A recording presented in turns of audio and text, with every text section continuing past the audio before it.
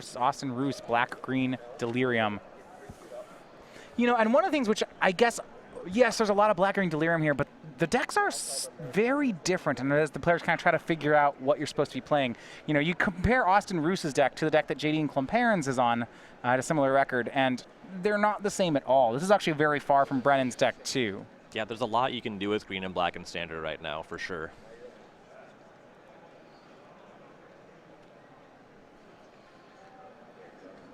And so William is on a 6-card hand, but he is on the play. We start out just with a pair of lands. And his deck, a lot of the real meat of it starts at the 3-drop slot you'd mentioned. We have Sky Spawner, Matter Reshaper, Rogue Refiner.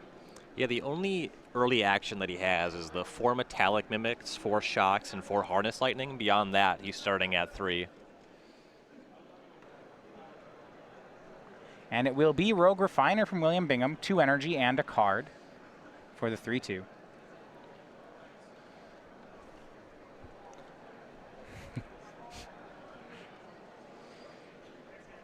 And William, you see, getting one of the basic wastes into play as well. He plays 4 different basics. So, you know, 1 of each of the colors and then a copy of wastes.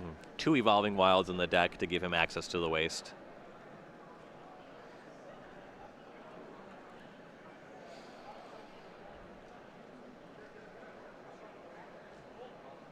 And it will be Grim Flayer as a response from Austin Roos. Plays that one on turn 3. Still a 2-2 right now, so it would be a trade with Rogue Refiner, if it survives, and Harness Lightning will shoot it down. For William Bingham, he actually has all his colors set up. You see Botanical Sanctum, Mountain, Island, Waste. So a great mana selection here as he hits Austin down to 17. And Bingham does have a Thought-Knot Seer in hand, elected for Harness Lightning and Metallic Mimic over that. It makes a lot of sense getting Grimflayer off the table. Frequently that connecting one time, you know, it will enable Delirium, fix Austin's draws, so choosing to be more of a controlling. We do see Transgress the Mind from Austin Roos. We see Thought-Knot Seer, Harness Lightning, and the Rogue Refiner. Austin's going to go ahead and take Rogue Refiner, leaving with Thought-Knot and Harness Lightning. Last turn, William Bingham played a copy of Metallic Mimic. The 2-1 Shapeshifter for 2 pumps a creature type of its choice, and it also gains that type.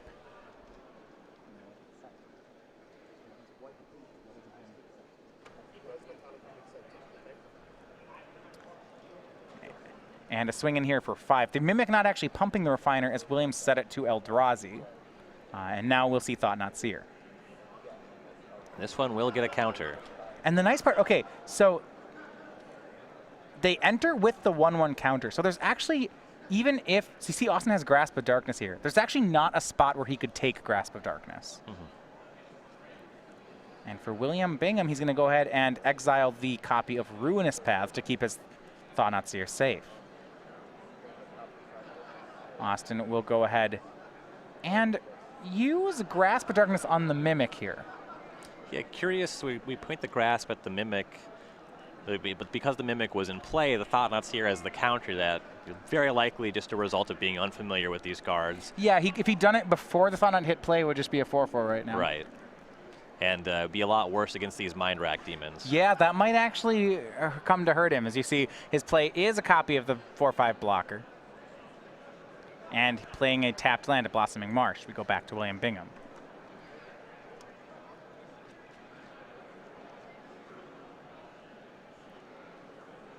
Harness Lightning from William Bingham, regardless, is going to hit the Mind Rack Demon. A swing for 8 will drop Roos down to 4. And we're very close to a lethal attack.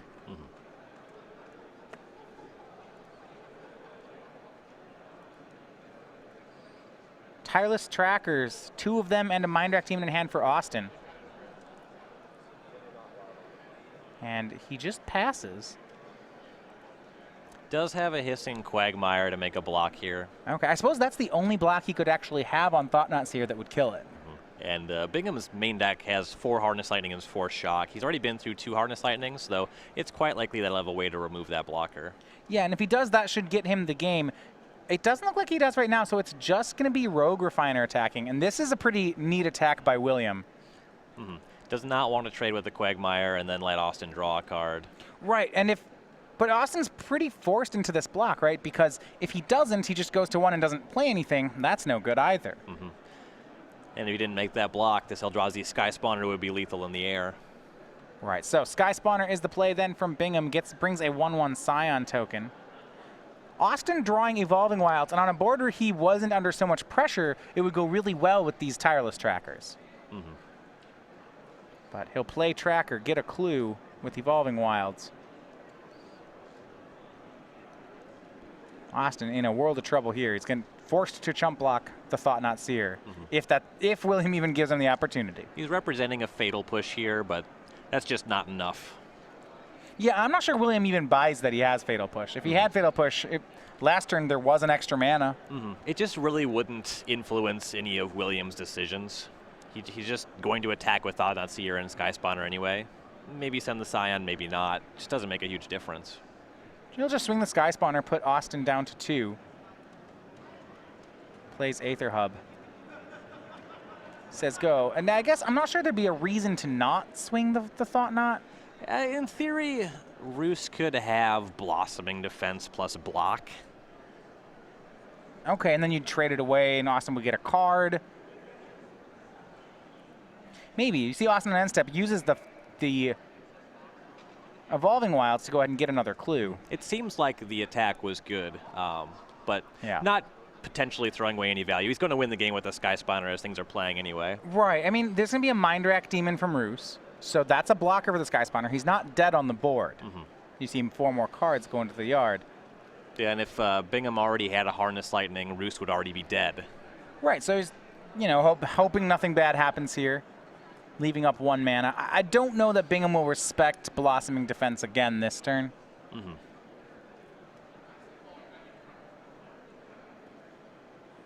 Yeah, and it's going to be a full swing. So, chump block the Thought-Knot Seer, take 1 off the Scion, kill the Sky Spawner. Austin's at 1, but he might actually be safe here. Kalitas can gain him some life. I mean, it's not great, but there's a chance here, right? Bingham's out of gas. I believe his hand is just 2 more lands at this point. Right, Kalitas plus, say, Fatal Pusher. How about Ishkana Graph Widow? That's a mighty fine draw. Oh, my. And this... Yeah, Austin is on his way to maybe stealing this. Swings with the Mind Rack Demon. And here's Ishkana bringing 3 spiders with her. That's going to be plenty of blockers for the Thought-Knot Seer. Now, I got to hold stop for a second, Ryan. There are 4 copies of Shock in Williams' deck. So there's still time for William to draw out of this. An Elder Deep Fiend would very likely end the game as well. Yeah, tap all the blockers, but there's nothing. William just has to pass back to Austin, and you can see it on his face that he's close to having let this one go. He doesn't have the last point just yet, so Austin gets to continue playing. Mind Rack Demon for 4, William down to 12.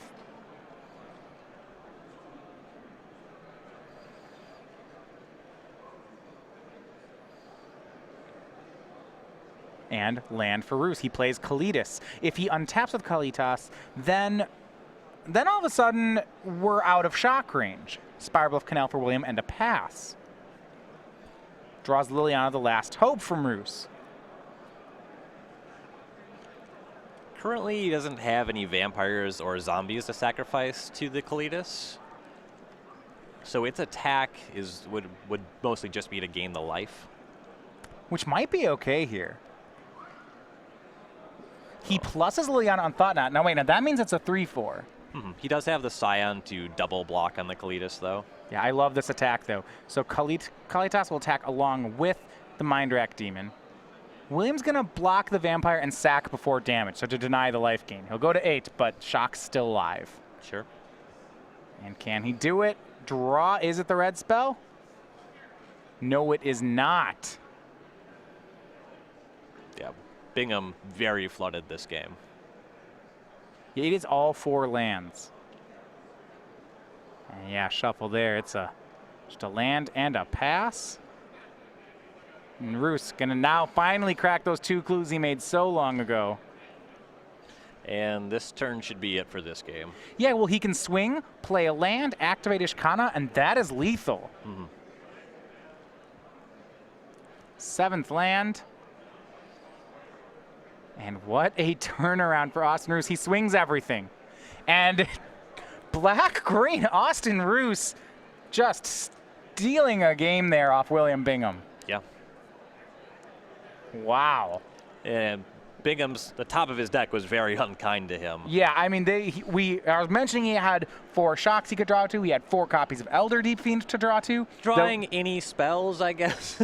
I don't know how many turns Reality Smasher would have won him the game, but it certainly is more than one. Right. He has a Drowner of Hope. I think that also should do it. Yep. Wow. Another Eldrazi Sky Spawner. Sure, and yeah, a flyer. Yeah. Well, we're going to game 2 with Black-Green Delirium in the hands of Austin Roos. Up a game. All right, so looking at the sideboards, I want to go over first to William Bingham's side. This is a matchup where, because of how resilient his creatures are to removal, I think he's got a lot going for him.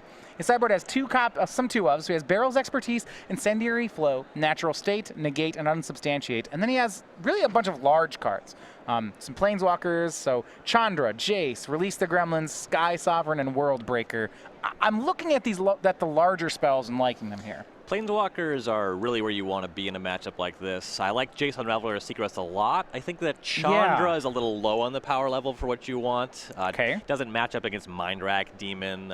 It probably comes in. It takes care of any kind of thing like a Grim Flayer, so that's good. How about Sky Sovereign? I mean, that's a little bit bigger than Mindrack Demon.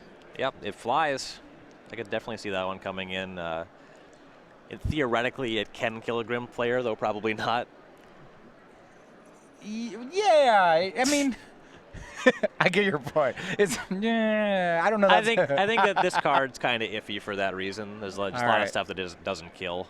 All right. World Breaker is recurable. Yeah, that one's nice. Yeah. On Roos's side, he's got 3 Appetite for the Unnatural, the last 2 copies of Fatal Push, 2 Yeheni's Expertise.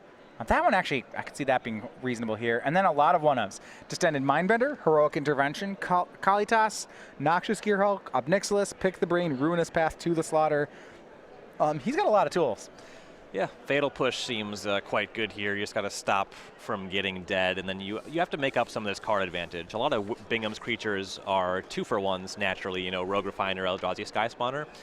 So things like Distended Mindbender, Noxious Gearhulk, Obnixilis, these all seem quite good as the game goes along. I think that Expertise, I think, is good enough. It doesn't kill a lot of stuff, but you get to cast a spell off of it. It's not going to be good against Thought-Knot Seer, but it's going to kill a lot of Bingham's creatures. So just bringing it in as 2 copies seems reasonable. Ruinous Path is going to be great here. Kills all the big creatures. Probably not to the slaughter, though. Eldrazi Scions really messed that one up. Yeah, that's fair. That could get in his way. So players are going to get ready. Interesting. The Temur Eldrazi deck, certainly one of the more interesting things that we've seen. It's kind of filling in the same role as I see as like these Metalwork Colossus decks, where it's a big mana removal resistant deck. Yeah, I like his spot quite a lot. He has enough interaction for the combo. He has all these shocks and hardness lightnings, which is sweet. And then plays against these other decks. His creatures are just naturally quite large and/or replace themselves. I'd be kind of curious to see how this deck fares against the Winding Constrictor, the more aggressive green-black deck. Because that could be really good here. Verdurous Gearhulk can cause some problems if you're playing as casting 4/4s and 5/5s. Absolutely. All right, we're going to get ready for Game 2 as the players shuffle up. Over on StarCityGames.com, we've been running our weekly sale. A different thing from the Star City store, that's going to be on sale every week. This last week, we've been selling Kaladesh boxes for under $80 and a lot more deals on sealed product. So that's going to be running all through this weekend. So you want to head over to the store to pick up some of those. And starting on Monday, we, of course, have a new weekly sale happening at 11 o'clock Eastern Time. So William Bingham will be back on the play for the second game. See if we can generate Metallic Mimic into Sky Spawner. Yeah, what I like especially about the way the Mimic pumps, as we saw there, is that it's a permanent Lord effect, and that even when you kill the Mimic, the creatures still stay bigger. You know? Yeah, you got to get rid of that one before the creatures show up. For a good chunk of that game, the +1/+1 on the Thought-Knot Seer was certainly very relevant. Allowed it to attack with Abandon into Mindrack Demon, things like that. And a few more into play for Bingham and a swamp for Roos. Just some mana setup here for both players. Remember, Austin's deck has a lot fewer 2-drops than most of these black-green decks. He has 4 Grim Flayers, and that's it. Yeah, the 2-drop he's representing here is going to be some Grasp of Darkness. Obviously, Swamp usually telegraphs that. Nah, it just means he doesn't have any green sources. His hand's good. I just need to top deck a Forest, and we're good to go. Well, with his deck, the mana can really be picky. Remember, 1 of each basic, including wastes.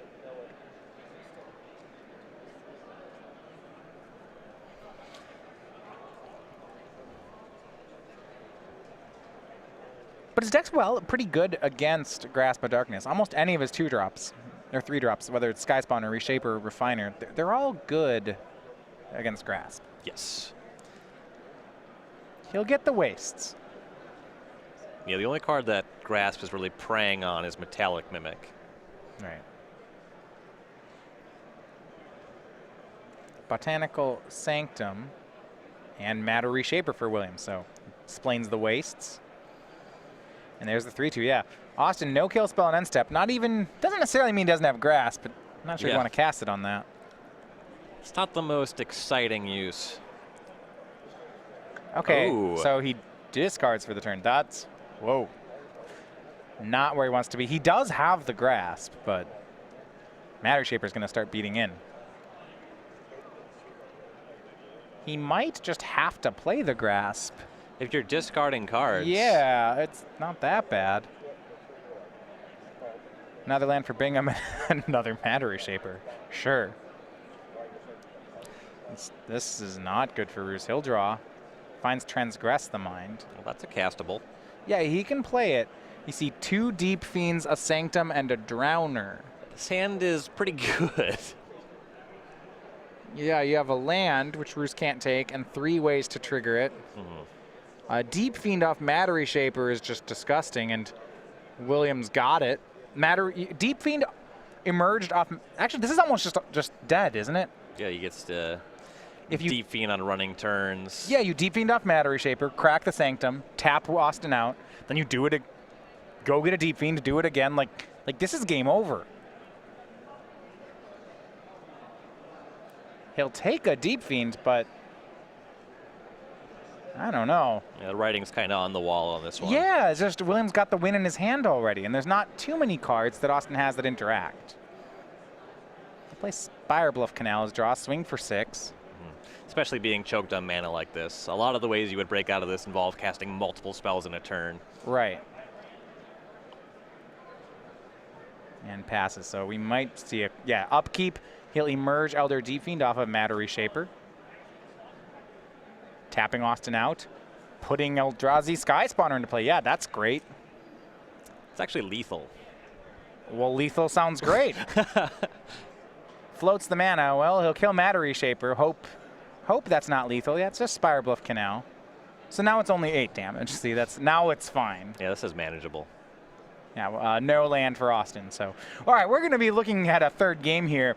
You know, the running Deep Fiend Sanctum of Ugin, that was when we first had Oath of the Gatewatch come out.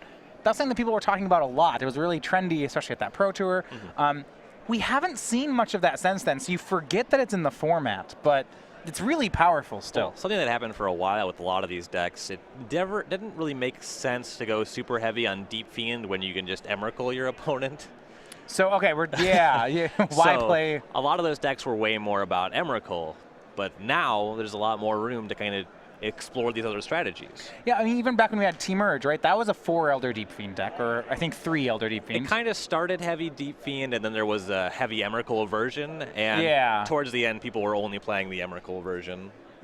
Right, but we had more Deep Fiends. I mean, really since Kaladesh came out, the Elder Deep Fiend disappeared, but I would be interested to see, especially with the Pro Tour coming next week, and we're starting to see it with William Bingham. I'm excited about having that card back in the format. Yes. It's still very powerful, and when there's less Smuggler's Copter and less Emrakul, maybe there's room for it. Yes, the card is definitely very powerful, and I think that Rogue Refiner is actually a very significant upgrade for decks that are trying to cast Elder Deep Fiend. It's another thing that replaces itself and allows you to cast Deep Fiend on turn 4. All right, so back to the drawing board here, going to game 3. We still kind of, you're still thinking that in these post-war games, if he gets the lands, Austin is in an okay spot. Especially with like all these higher-end sideboard cards. I think, yeah, he's definitely upgrading his deck more than Bingham is in the post-sideboard games, though I think that a lot of his cards do line up pretty poorly here. It's kind of like when you look at Modern, the Bant Eldrazi v. Jund matchup, you know, just like that can be tough for Jund. Yeah, that matchup is really rough. You know, you're casting Tarmogoyf, you know, putting in an Honest Day's work, and they're casting just tapping degenerate lands to cast as big a creatures that also have enter the battlefield effects. Yeah, and this isn't that different. I know that Williams, you know, he's not playing temples or anything, but his, you know, that Matter Shaper seemed really good there, for example. Yeah, he just has plenty of time. Austin's not pressuring him. Just starts casting his value creatures on turn 3 and just goes up the curve. All right, well, we'll have a third deciding game between the two as they try to move to 7-1. Oh, one thing we've had over at StarCityGames.com, just starting in 2017, is the StarCityGames.com Infinite Challenge Package. So this happens every open weekend, and it's a 2-day package which includes entry to all of our challenge events all weekend long, and those happen in every constructed format. So you get to play all your decks on the weekend, and you get any one of the exclusive Star City Games playmats for the weekend. So it's a great way to enjoy the weekend if maybe the main event is not something you're a fan of. Also, and we have now an expanded side event schedule to go with the Infinite Challenge package. So you can find out about this deal and about the schedules on starcitygames.com/schedule. It's a lot of Magic. Which is great. Yes, Magic is great. Playing a lot of Magic is great. I assume it's not too difficult to get your value on that one. It's really just a few events, and then you're just making money. It's like printing money.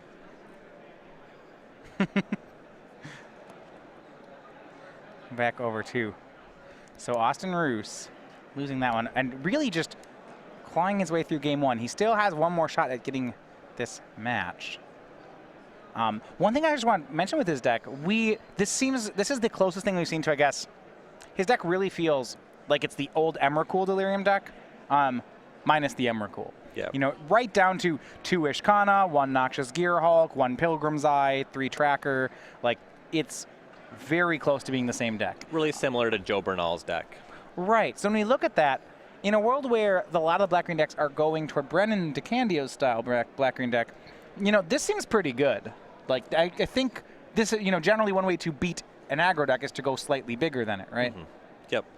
And, you know, we see in DeCandio's sideboard, he has things like Ishkana to try to go a little bigger, and if your main deck is just doing that thing, I can see how you could tweak out an advantage there.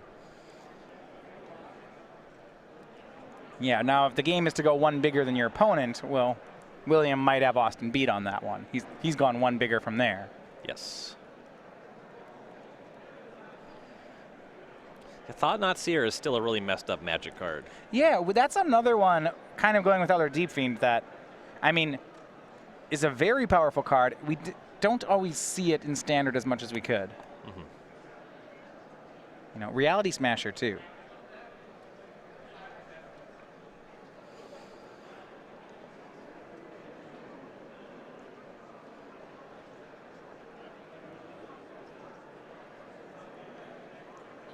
Neither of these guys look really thrilled with their opening hands, but they're going to keep.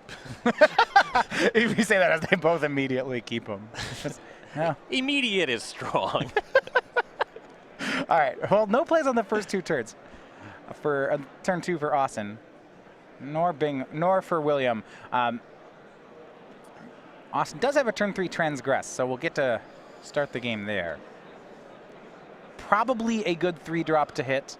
This time, though, William uses Evolving Wilds to get a color he already has. It kind of explains he has the last 2 in hand. So Sky Spawner, Wretched Gryph, Sky Sovereign, and Lands are the cards for Bingham.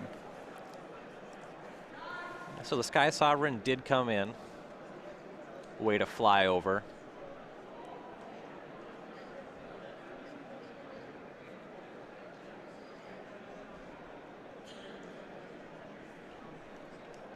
This is one of those hands that actually, you know, when you take say the Sky Spawner out of his hand, William's hand doesn't do much.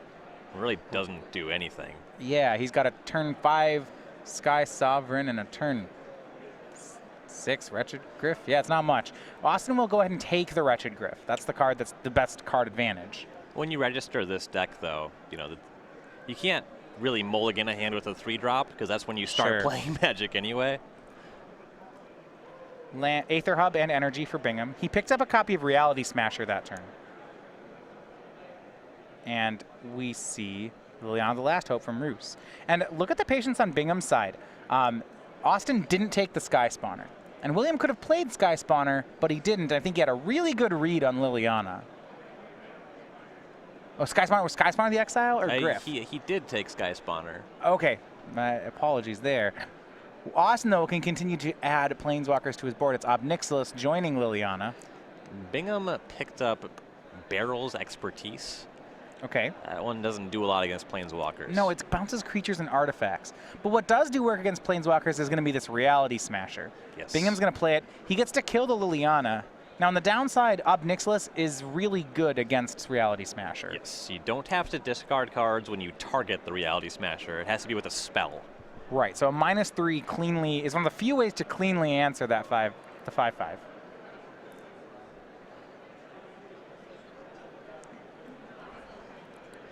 And Austin will do just that.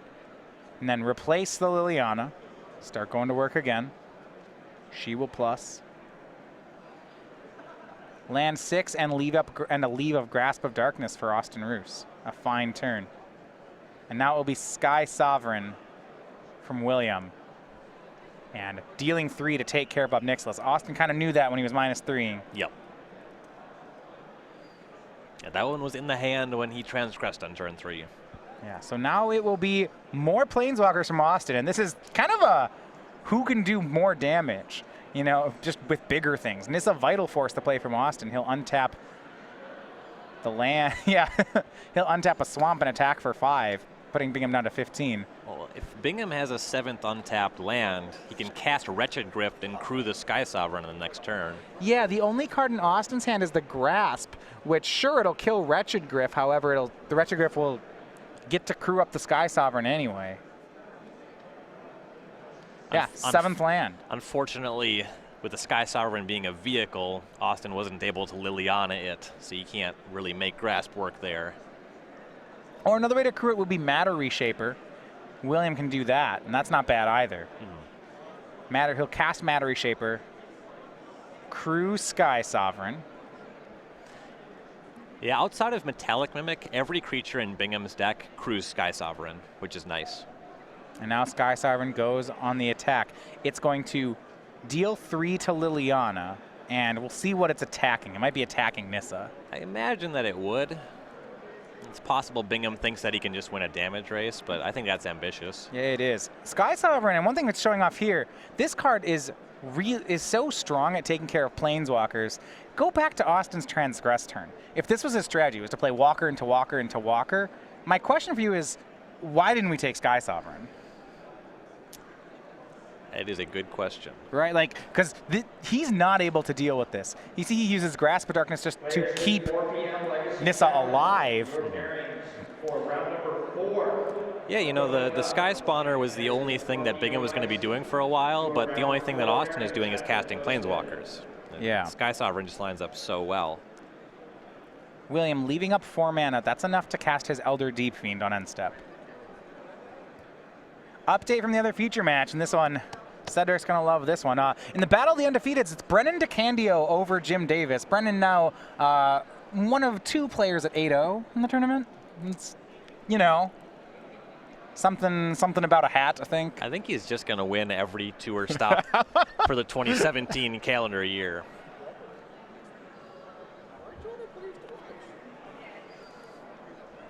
We're going to start talking about the 4-peat already. What a run, though. This is getting out of hand. He's very good. Yeah. 2 basics in hand for Austin. This is no good. He cannot stop the flagship. So Nissa's going to get back up Nixilis. I like it. Sure, he needs more stuff. And this is just another card that Squares off pretty poorly against the Sky Sovereign. Won't ever be able to catch that one with the Destroy Target Creature mode.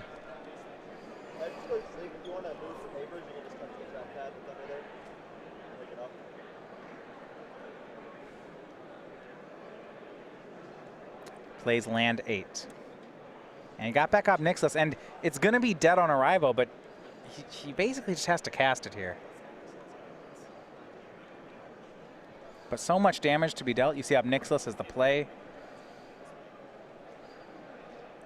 Yeah, the alternative is doing nothing and getting bashed. If he tries to kill Matter Reshaper here, it's going to work out really poorly.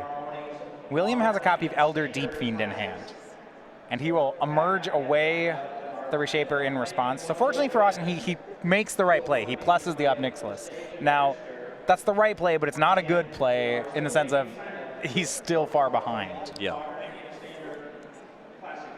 Draws Grasp of Darkness. That could play.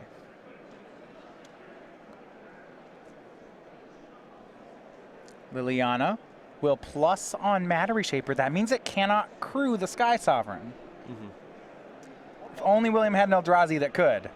And he does. It's Elder Deep Fiend. He will emerge away the Matter Reshaper. Austin actually has 0 clean answers to Sky Sovereign on the battlefield in his 75. There's no murder or anything like that. Best he can do, the card that could kill it is To the Slaughter, but that's never going to happen. And this is a mess. It emerges, taps out Austin. The Sky Spawner, Matter Shaper becomes a Sky Spawner. Now Bingham's going to play a Rogue Refiner. He can kill all 3 Planeswalkers this turn. Pretty close to killing Austin, too. Yeah, so Rogue Refiner crews Sky Sovereign. That's going to attack, deal 3 to Liliana, and attack up Nixilis. And the 7 damage at Austin. The Scion kills Nissa. And that's exactly what's happening. So Austin takes 7. He goes to 11. All 3 Planeswalkers hit the graveyard. Yeah, and he's showing out, yep, 1 there, 6 there, 7 at you. Yeah.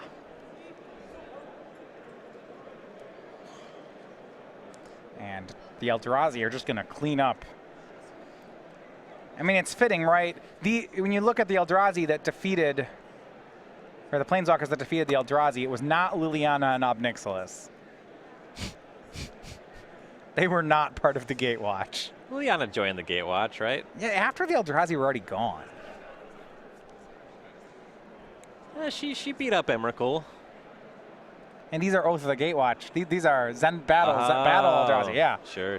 Emrakul's banned. We don't need Liliana anymore. Eldrazi are very good at beating up mid-range decks. Yeah, they go over the top well. And, I mean, this is one of the better Sky Sovereign games we've seen in a while. Yes. It just, boy, did it clean up. Yes. That did a lot of damage to Planeswalkers. The trigger was very good, and it just attacked 2 Planeswalkers that run 6 loyalty. And this should be the turn. This should end it. And William Bingham. Really a deck that dominated all 3 games. A slight misstep let game 1 slip away. Austin was at 1. And good props to William here on really just, mentally coming back from that, playing some solid Magic for the next 2 games, and it's going to get him the match. Grasp of Darkness and maybe To the Slaughter in Austin's hand. Nothing that's going to do much. So he activates Wandering Fumarole. That's going to flip Power and Toughness, crew the Sky Sovereign, and then everything attacks.